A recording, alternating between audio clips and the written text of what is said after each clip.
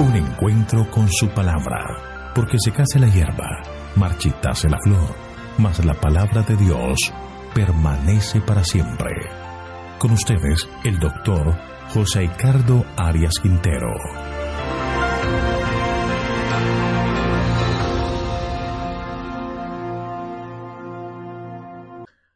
Vamos a estudiar Isaías capítulo 41. Seguridad de Dios para Israel. Vamos a orar. Querido, eterno y bondadoso Dios, santificado, glorificado y exaltado sea tu santo nombre. En este momento queremos solicitar la presencia de tu Espíritu en nuestra vida, para que al abrir la Escritura, el Santo Consolador pueda darnos entendimiento y sabiduría, para poder comprender tu palabra. Gracias, Señor, por concedernos todas tus bendiciones y concedernos esta petición, pues lo pedimos en el nombre de Jesús. Amén. Isaías 41 es parte de un grupo de mensajes enviados por Dios en donde se presenta como amigo de Israel y su libertador del poder de Babilonia. Jehová no solo es el Señor de la naturaleza, sino también dirige la trama de la historia de los pueblos. Es como si Dios entra en litigio contra las naciones y contra los dioses falsos. Además, Dios desafía a los dioses de Babilonia y a los dioses de las naciones paganas para mostrar la futilidad de la adoración a esos ídolos. Dios, en medio de este litigio, da palabras de consuelo a Israel, que como pueblo escogido no tiene nada que temer de la intervención de Jehová. Dios promete a Israel restauración. La primera sección de este capítulo son los versículos 1 al 7. Aquí se presenta el desafío del Señor a todas las naciones y además presenta al rey Ciro como un enviado de Dios. Leamos los versículos 1 y 2. Escuchadme costas y esfuércense los pueblos. Acérquense y entonces hablen. Vengamos juntos a juicio. ¿Quién despertó del oriente al justo y lo llamó para que lo siguiera? ¿Entregó delante de él naciones y le hizo enseñorearse de reyes? ¿Quién los volvió con su espada como polvo, como paja arrebatada por su acto?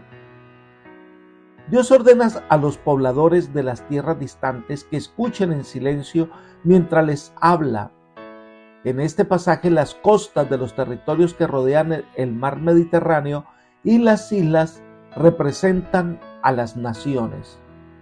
Dios hace un llamado a todas las naciones a que se negaran a esperar en Él para que guarden silencio respetuoso ante su majestad y preparen sus mejores argumentos en la presencia de su causa delante de él. Aquí se presenta en confrontación con Babilonia, ya que depositó tanta confianza en sus ídolos y tanto se jactó en contra del Dios y de su pueblo, que ahora está condenada, pero para los santos Dios es su defensor y libertador. Pero en segundo lugar presenta el justo. Es una referencia a Ciro, rey de Persia. Se le llama por nombre propio en Isaías 45:1, donde dice: Así dice Jehová a su ungido, a Ciro, al cual tomé yo por su mano derecha para sujetar naciones delante de él y desatar lomos de reyes, para abrir delante de él puertas y las puertas no se cerrarán. Ciro fue bien honrado en la antigüedad como un varón íntegro y valiente. Era considerado único por su noble carácter y la sabiduría y justicia de sus decretos. Ciro era el rey de Persia, quien destruyó el imperio babilónico y libertó al pueblo de Israel. Ciro se convierte en un símbolo de Cristo, que entra en pleito con la Babilonia espiritual. Cristo es ungido para liberar a sus hijos del yugo del pecado. Sigamos estudiando el capítulo 41 de Isaías, los versículos 3 y 4. Lo siguió, pasó en paz por caminos por donde sus pies nunca habían entrado. ¿Quién hizo y realizó esto? ¿Quién llama a las generaciones desde el principio? Yo Jehová, soy el primero y yo mismo seré con los últimos. Ciro escribió un nuevo capítulo en la historia del cercano Oriente. La extensión de su reinado y la rapidez de esas conquistas le dieron la reputación de ser el más grande monarca hasta su tiempo. Fue un hombre generoso con las naciones conquistadas. Ningún general antes de él le igualó como estratega y caudillo. Entonces surge la pregunta: ¿quién hizo y realizó todo esto? ¿Fue obra únicamente de un hombre o estaba Dios dirigiendo todo? Toda la urdimbre de los acontecimientos de las naciones, Dios es quien ordena y dispone en todo lo que tiene que ver con la tierra y el cielo. Él es quien define la tarea que los hombres deben realizar para Él e instruye a sus siervos en cuanto al momento en que deben actuar. Dios es quien ordena todo y llama a los hombres a cumplir su voluntad. En los versículos 5 al 7, Dios le dio a Ciro y su reinado la oportunidad de avanzar. Leamos. Las costas vieron y tuvieron temor, los confines de la tierra se espantaron, se congregaron y vinieron. Cada cual ayuda a su vecino y dice a su hermano: esfuérzate. El carpintero anima al platero y el que alisa con martillo al que bate con el yunque diciendo: bien está la soldadura. Y luego lo afirman los conclavos para que no se mueva. La noticia de su poder se extendió por toda la tierra e incluso llegaron a aliarse para hacerle frente a Ciro. Pero su poderío parecía invencible. Veían que habían fuerzas espirituales obrando allí, tanto que los hombres comenzaron a multiplicar dioses para buscar auxilio, pensando que ellos podían librarse de Ciro. Aquí se describe las naciones de la tierra buscando auxilio en sus falsos dioses para frenar un movimiento inspirado y dirigido por el Señor de los cielos. Y esto da como resultado que nada podrá hacerle frente.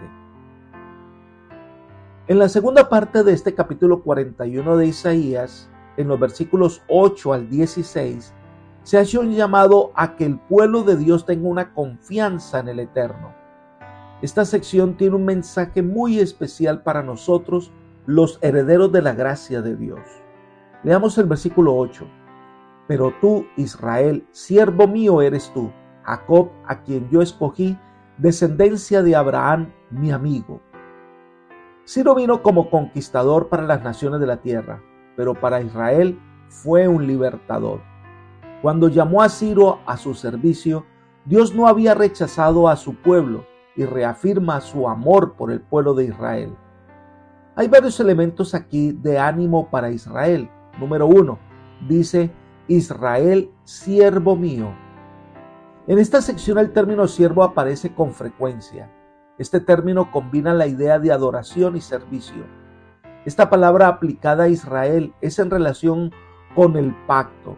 Israel debía adorar y servir a Dios, obedeciendo todos sus mandatos, y como representante de él debía incluir a todas las otras naciones que sirvieran a Dios y le obedecieran.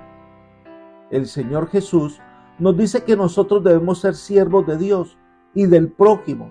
Debemos rendir nuestra vida a Dios y ayudar al prójimo a conocer el amor de Dios por experiencia personal. En segundo lugar, les dice que son un pueblo escogido.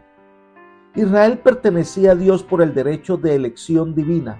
De todas las naciones de la tierra, es su pueblo predilecto. Lo llama a sus hijos y se convierte en instrumentos de salvación. Y en tercer lugar, esta nación es descendiente de Abraham y lo llama mi amigo. Esta es una designación todavía superior a la de siervo y se debe a una fidelidad mayor. ¡Qué expresión tan interesante! Ser amigo de Dios, ser amigo del Rey de Reyes y Señor de Señores, ser amigo del Salvador.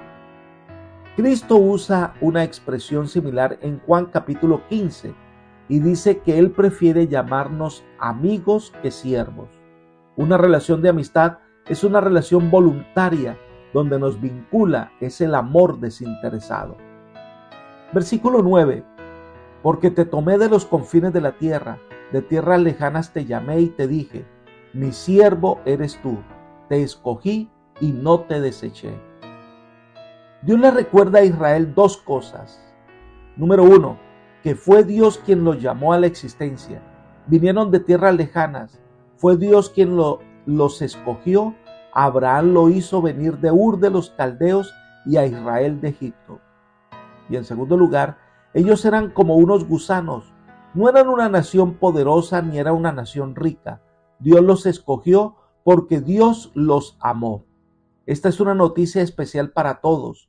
Dios es tan maravilloso que nos ha llamado a ser sus hijos, no por los ricos o poderosos que seamos, porque ante su presencia somos criaturas pequeñas y sin fuerza. Dios nos ha escogido porque nos ama, así que son mensajes de esperanza. Dios llamó, Dios escogió y Dios nos hace sus siervos. Versículo 10. No temas, porque yo estoy contigo. No desmayes, porque yo soy tu Dios que te esfuerzo. Siempre te ayudaré, siempre te sustentaré con la diestra de mi justicia. En tiempos de Isaías había muchos motivos visibles que causaban temor. El reino del norte, Israel, había sido eliminado por el poderío militar asirio y parecía que Judá no podría subsistir mucho tiempo más. El pueblo necesitaba con urgencia un mensaje de consuelo y esperanza. Isaías procuró infundirles ánimo y alegría. Entonces pregunta, ¿qué es lo que los hace especiales? ¿Qué es lo que los hace fuertes? Que Dios está con ellos, que Dios es el eterno y poderoso que está a su lado, que Dios es su ayuda y su sustentador. Esto es lo que hacía a Israel especial. En medio de la cautividad, Dios les está dando esperanza de vida y les dice que con su mano poderosa los guiará y que las naciones que se consideraban enemigas de Israel llegarán a ser como nada. Leamos los versículos 11 y 12. He aquí que todos los que se enojan contra ti serán avergonzados y confundidos. Serán como nada y perecerán los que contienden contigo. Buscarás a los que tienen contienda contigo y no los hallarás.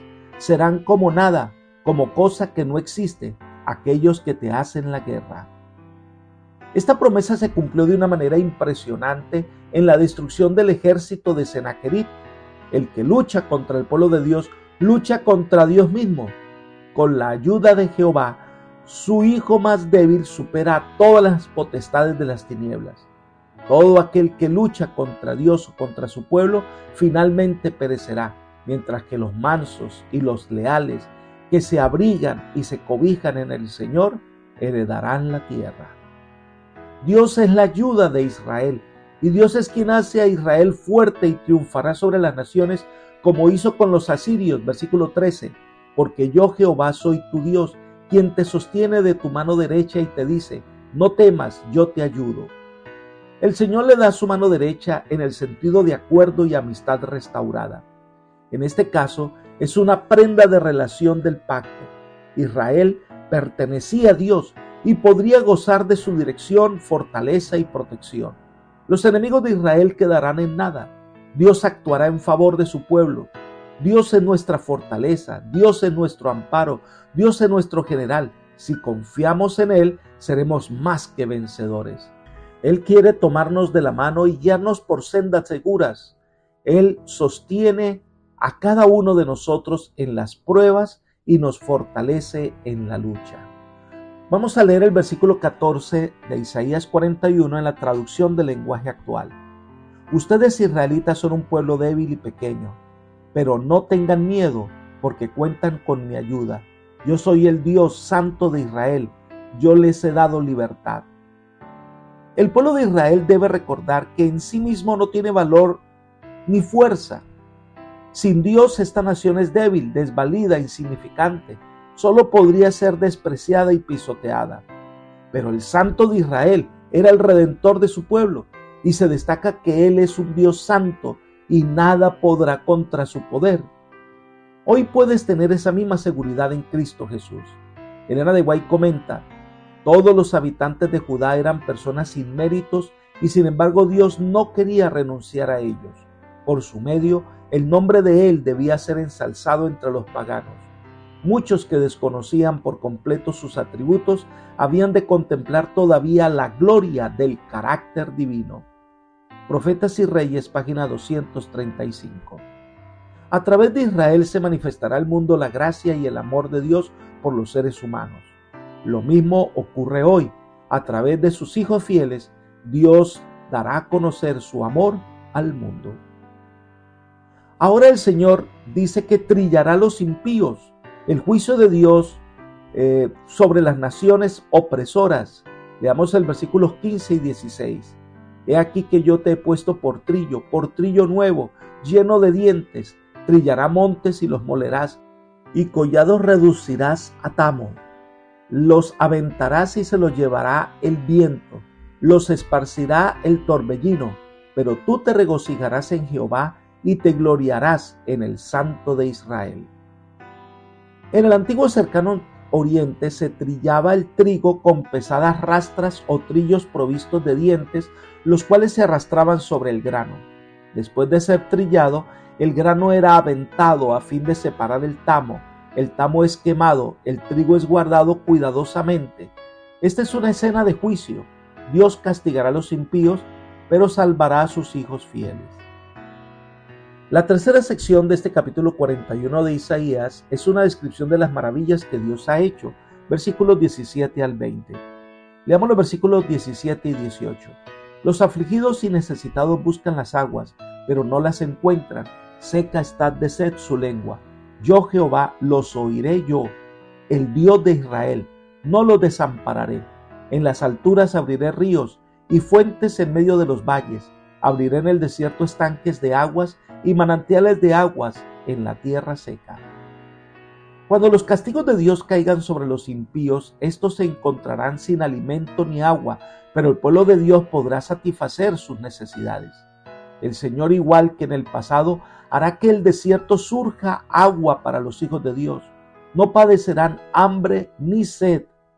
Es interesante que también pueda representar a los que están sedientos del Evangelio, y el agua refrescante de la vida le llega cuando entienden el mensaje del amor de Dios. Versículos 19 y 20. Haré crecer en la estepa cedros, acacias, arrayanes y olivos. Pondré en la tierra áridas cipreses, olmos y bojes juntamente, para que vean y conozcan y adviertan y entiendan todos que la mano de Jehová hace esto, que el Santo de Israel lo ha creado. La salida del pueblo de Israel del cautiverio babilonio es similar a la salida de Egipto. Esta nación de Israel prácticamente había desaparecido. En 70 años de cautividad, muchos hombres viejos murieron en Babilonia y muchos niños nacieron en Babilonia. Pero ahora Dios va a hacer que Israel vuelva a la vida, y para lograrlo, Dios es capaz de castigar a los impíos y convertir la tierra en desierto. Pero los hijos de Dios, en su viaje a Jerusalén, tendrán agua, pan, sombra, y el desierto se convertirá en bosque. Y todo el mundo sabrá que es Dios el que hizo todo esto. Dios puede hacer de nuestras situaciones desesperadas momentos de victoria. Dios puede cambiar nuestro desierto en un oasis de paz. Solo debemos dejar que Él obre en nuestra vida. El hombre por sí mismo no podría hacerlo, pero Dios sí puede. La cuarta sección de este capítulo son los versículos 21 al 24. Dios desafía a los falsos dioses. Leamos los versículos 21 y 22. Alegad por vuestra causa, dice Jehová. Presentad vuestras pruebas, dice el Rey de Jacob. Que se acerquen y nos anuncien lo que ha de venir, que nos digan lo que ha pasado desde el principio, y pondremos nuestro corazón en ello, y sepamos también su final, hacernos entender lo que ha de venir. Dios desafía a los adoradores de dioses falsos a que presenten evidencias convincentes del poder de esos dioses. El Señor muestra que el predecir el futuro es una prueba del poder divino. Además se destaca el poder creador. En cambio, estos ídolos son inventos de los hombres y como tal no tienen sabiduría, no guían a ninguna persona, no conocen el futuro y no conocen los misterios. Por eso dice que confiar en esos ídolos son una tontería. Si tienen algo que te roba tu relación con Dios, eso se convierte en un ídolo, y colocar la confianza en eso es una tontería. Confía en el Señor y debemos deshacernos de esos ídolos. Versículos 23 y 24. Dadnos noticias de lo que ha de ser después, para que sepamos que vosotros sois dioses. A lo menos haced algo, sea bueno o malo, para que tengamos algo que contar, y al propio tiempo nos maravillaremos. He aquí que vosotros sois nada, y vuestras obras vanidad. Abominación es el que os escoge. Los paganos creían tanto en espíritus buenos y malos, y adoraban a ambos, trataban de ganar el favor de los dioses buenos y además se hacían amigos de los dioses malos para evitar su ira. Pero estos dioses no son nada, no hacen nada. Estos dioses representan la más abyecta esclavitud y quieren fabricar esos dioses y los adoran y son abominación para el mundo. ¿Qué pueden hacer ellos por el ser humano? Absolutamente nada. Y termina este capítulo mostrando la incapacidad de esos dioses falsos en la sección que va del versículo 25 hasta el 29. Leamos el versículo 25. Del norte levanté a uno, y vendrá de donde nace el sol. Invocará mi nombre y pisoteará príncipes como a lodo, como pisa el barro el alfarero. Lo primero que se destaca es que Dios hace que el rey de Persia venga y conquiste a Babilonia y a todas las naciones. Dios es quien llamó a Ciro, su siervo, para que pueda hacer su obra. Versículo 26. ¿Quién lo anunció desde el principio para que lo sepamos, o de tiempo atrás para que digamos? ¿Es justo? Cierto, no hay quien lo anuncie, si no hay quien lo enseñe, ciertamente no hay quien oiga vuestras palabras. Isaías había hablado en nombre de Dios, haciendo varias predicciones sobre la obra de Cristo. ¿Pero estos dioses falsos habrían predicho el actuar de Ciro? Ninguno de estos dioses podría hacerlo, pero el Dios eterno sí es más grande. Veamos el versículo 27. Yo soy el primero que he enseñado estas cosas a Sión, y a Jerusalén daré un mensajero de alegres noticias. Dios tiene presciencia, conoce el fin desde el principio.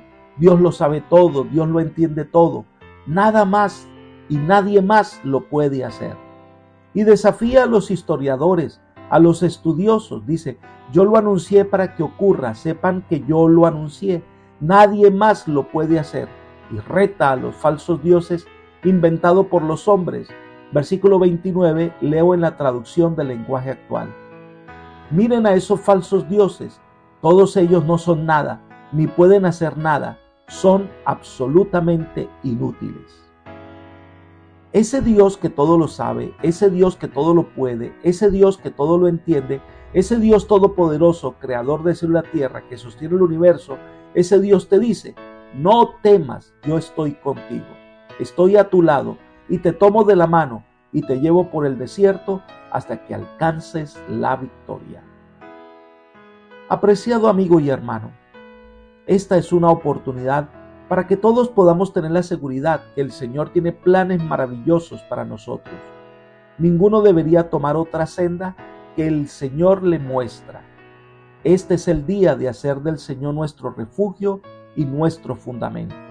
Solo Él puede darle sentido a tu vida.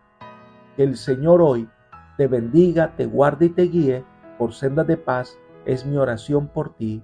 Amén.